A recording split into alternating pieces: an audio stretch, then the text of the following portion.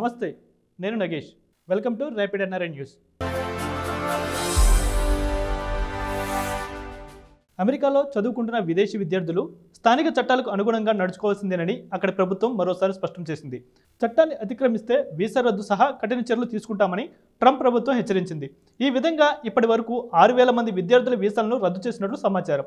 ఇందులో 4,000 మంది చట్టాల అతిక్రమణ, డ్రంక్ అండ్ డ్రైవ్, దాడులు, దోపిడీ వంటి కార్యకలాపాలకు పడిపడినట్లు తెలుస్తుంది. INA 3B కింద ఉగ్రవాదానికి పాల్పడిన దాదాపు 300 మంది కూడా ఈ జాబితాలో ఉన్నట్లు సమాచారం. ఇక విద్యార్థులకు వీసాలు మంజూరు చేయడానికి ముందే వారి సోషల్ మీడియా ఖాతాలను అధికారులు క్షుణ్ణంగా పరిశీలిస్తున్నారు. ఇక సోషల్ మీడియా ఖాతాల వివరాలు వెల్లడించని విద్యార్థులకు వీసా ప్రక్రియను అధికారులు నిలిపివేస్తున్నారు. కాగా గతేడాది గణాంకాల ప్రకారం దాదాపు 10 లక్షల మందికి పైగా అంతర్జాతీయ విద్యార్థులు అమెరికాలో చదువుతున్నారు. ఈ విద్యార్థుల ద్వారా అమెరికాకు సుమారు $43.8 బిలియన్ల ఆదాయం సమకూరింది. అంతర్జాతీయ అంతరిక్ష కేంద్రం ISSలో భారత కీర్తి పతాకాన్ని ఎగరవేసిన భారత వ్యామగామి వాయుసేన test pilot group captain Shubhanshu Shukla భారత ప్రధాని నరేంద్ర మోదీతో భేటీ అయ్యారు.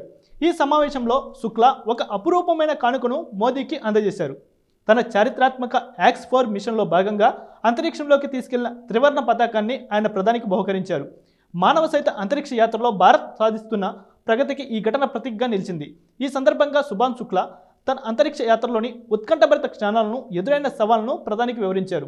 అంతర్జాతీయ వ్యామగాములతో కలిసి సుదీర్ఘకాలం అంతరిక్ష కేంద్రంలో గడిపిన అనుభవాలను పంచుకున్నారు.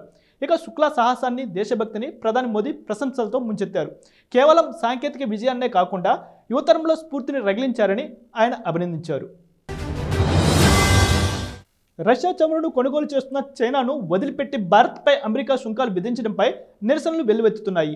ఈ విషయమై అమెరికా విదేశాంగ శాఖ మంత్రి మార్కో రూబియో తాజాగా వివరణ ఇచ్చారు. రష్యా చమురులో అధిక శాతాన్ని చైనా శుద్ధి చేసి మళ్లీ ఎగుమతి చేస్తుందని, ఈ దశలో సుంకాలు విధిస్తే మార్కెట్లో ఇంధన ధరలు పెరిగే అవకాశం ఉందని అన్నారు.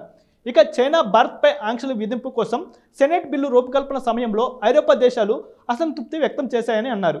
ఇక రష్యా చమురు, సహజ వాయువును కొంటున్న ఐరోపా దేశాలపై ఆంక్షలు విధిస్తారా అన్న ప్రశ్నకు కూడా ఆయన సమాధానం ఇచ్చారు. ఈ విషయంలో ప్రస్తుతం తన వద్ద సమాచారం లేకపోయినప్పటికీ 2వ దశ ఆంక్షల ప్రభావాలు ఖచ్చితంగా ఉండే అవకాశం ఉందని అన్నారు. అయితే ఈ విషయంలో ఐరోపా దేశాలపై ప్రతీకార చర్యలకు దిగే ఉద్దేశం తమకు లేదని పేర్కొన్నారు. ఇక ఉక్రెయిన్ యుద్ధం ముగించే విషయంలో ఐరోపా దేశాలు నిర్మాణాత్మక పాత్ర పోషించగలవన్న ఆశాభావాన్ని వ్యక్తం చేశారు.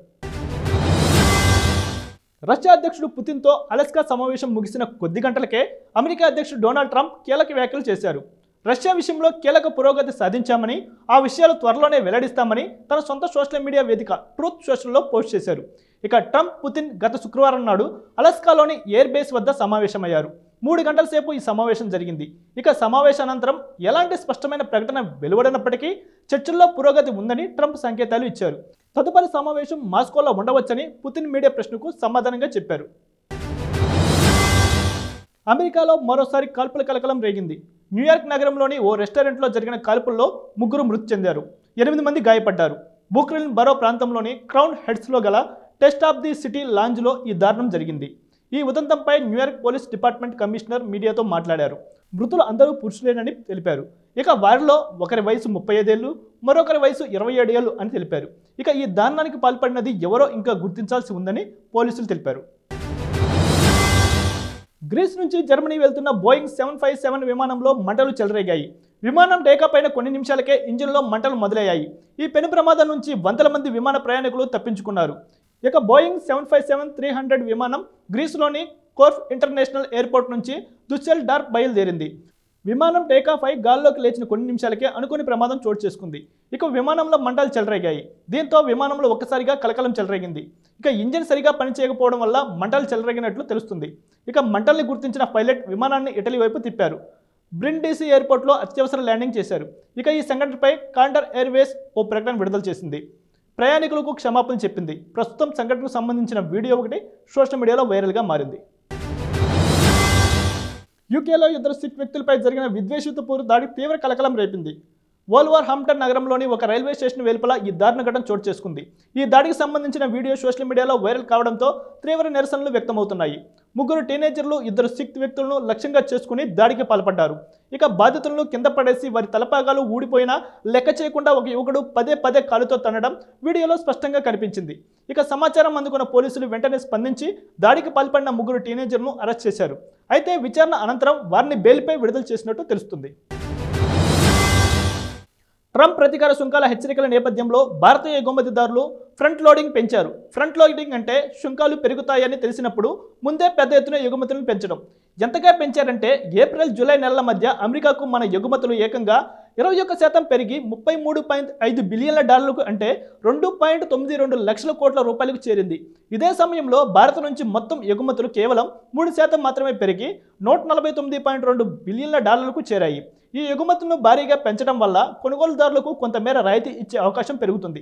తద్వారా ఆగస్టు 27 నుంచి సుంకాలు 50%కి చేరినా ఇప్పుడు ఇచ్చే రాయితీని కలుపుకుంటే అప్పుడు కొనుగోలుదారులు అమెరికన్ వినియోగదారులకు కొంత తక్కువ ధరకు ఆ ఉత్పత్తులను విక్రయించే అవకాశం కలుగుతుంది. అందుకే మన ఎగుమతిదారులు ఎక్స్పోర్ట్స్ను భారీగా పెంచారు. పాకిస్తాన్ ఆకస్మిక వర్షాలు, వరదలకు అల్లాడుతోంది. మృతుల సంఖ్య 1000కి పైగానే ఉంటుందని అధికారులు ఆందోళన చెందుతున్నారు. ఊహకందని స్థాయిలో విధ్వంసం జరిగిందని చెబుతున్నారు. అనేక గ్రామాల్లో వరదల్లో తుడిచిపెట్టుకుపోయాయని ఆవేదన వ్యక్తం చేస్తున్నారు. ఇక భారీ ట్రక్కులంత సైజులో ఉన్న రాళ్లు వరదల కారణంగా జనవాసాల వైపు దూసుకొచ్చాయని తెలిపారు.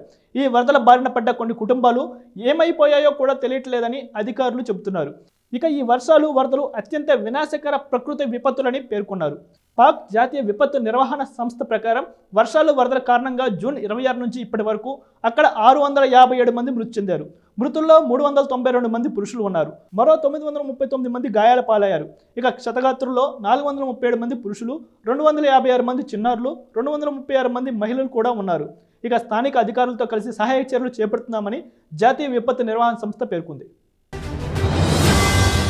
వాయవ్య పశ్చిమ మధ్య బంగాళాఖాతంలో ఏర్పడిన వాయుగుండం తీరం దాటింది. వాయుగుండం ఒడిశాలోని గోపాల్పూర్కి సమీపంలో తీరం దాటిందని విశాఖ వాతావరణ కేంద్రం వెల్లడించింది. గంటకు 7 కిలోమీటర్ల వేగంతో కదిలిన వాయుగుండం తీరాన్ని తాకింది. వాయుగుండం ప్రభావంతో గంటకు 35 నుంచి 45 కిలోమీటర్ల వేగంతో గాలులు వీస్తాయని, ఉత్తరాంధ్రలో అక్కడక్కడ మోస్తారు నుంచి భారీ వర్షాలు కురిసే అవకాశం ఉందని అధికారులు తెలిపారు. ఇక ప్రతికూల వాతావరణం నేపథ్యంలో మత్స్యకారులు వేటకు వెళ్లొద్దని హెచ్చరించారు. ఇది ఇవాల్టి rapid NRI news. Keep watching US1 TV.